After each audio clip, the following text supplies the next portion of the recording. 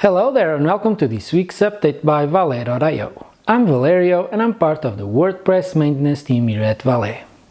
We end the week with news about two big acquisitions on the WordPress space.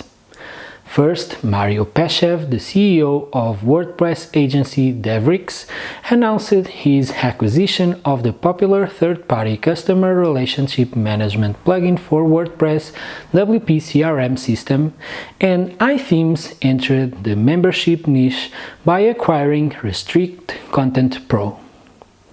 On the security note this week, all-in-one WP security and firewall and LearnPress should be updated to the latest versions. Don't forget to update File Manager plugin, it's affecting over 700,000 websites. That's it for this week. Have a wonderful weekend.